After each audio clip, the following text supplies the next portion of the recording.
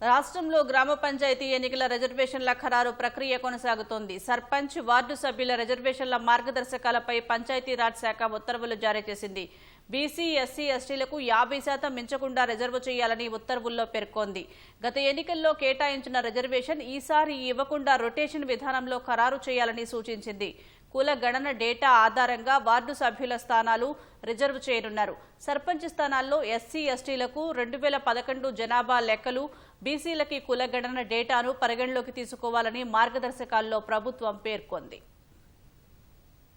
తెలంగాణలో గ్రామ పంచాయతీ ఎన్నికలకు ప్రభుత్వ ప్రక్రియ కొలిక్కి వస్తోంది. సర్పంచులు, వార్డు సభ్యుల రిజర్వేషన్ల ప్రక్రియను జిల్లా యంత్రాంగం చురుగ్గా చేస్తోంది. డెడికేటెడ్ కమిషన్ సిఫార్సులకు అనుగుణంగా పంచాయతీరాజ్ శాఖ రిజర్వేషన్ల ఖరారు చేసే విధానంపై జీవో 46 విడుదల చేసింది. ఈసారి రొటేషన్ పద్ధతిని అనుసరించాలని అధికారులకు ప్రభుత్వం స్పష్టం చేసింది. 2019 ఎన్నికల్లో ఉన్న రిజర్వేషన్ ఈసారి రాకుండా రొటేషన్ పద్ధతిని అనుసరించాలని సూచిస్తుంది. ఈ విధానంలో గత ఎన్నికల్లో మహిళలకు రిజర్వు చేసిన స్థానాన్ని ఈసారి మహిళలకు కేటాయించరాదని తెలిపింది. వార్డు సభ్యులను ఎంపీడీఓలు, సర్పంచి పదవులను ఆర్డీఓలు రిజర్వు చేస్తారు. కులగణన డేటా ఆధారంగా వార్డు సభ్యుల స్థానాలు రిజర్వు చేయనున్నారు. గత ఎన్నికల తర్వాత ఏర్పడిన పంచాయతీల్లో కొత్తగా రిజర్వేషన్లు ప్రకటిస్తారు. గతంలో రిజర్వేషన్లు ఖరారు చేసినప్పటికీ ఏదైనా కారణంతో ఎన్నికలు జరగకపోతే పాత రిజర్వేషన్తోనే ఈసారి ఎన్నిక నిర్వహించాలని మార్గదర్శకాల్లో ప్రభుత్వం పేర్కొంది.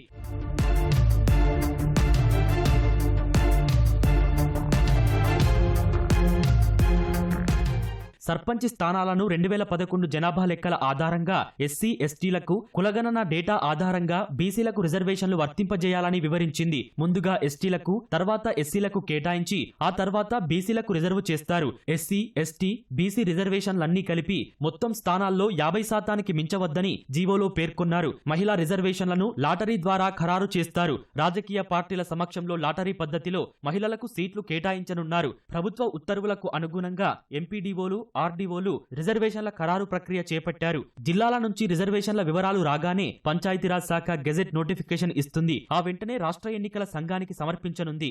గ్రామ పంచాయతీ ఎన్నికలకు పూర్తి స్థాయి ఏర్పాట్లు చేసి సిద్ధంగా ఉన్నట్లు ప్రభుత్వం, రాష్ట్ర ఎన్నికల సంఘం ఈ నెల 24న హైకోర్టుకు తెలుపనున్నాయి. ఓటర్ జాబితాలో పొరపాట్లు సరిదిద్దే ప్రక్రియను ఇప్పటికే పూర్తి చేసిన ఎస్ఈసీ హైకోర్టు అనుమతిస్తే ఈ నెల 24న లేదంటే 25న పంచాయతీ ఎన్నికలకు షెడ్యూల్ ప్రకటించాలని భావిస్తోంది.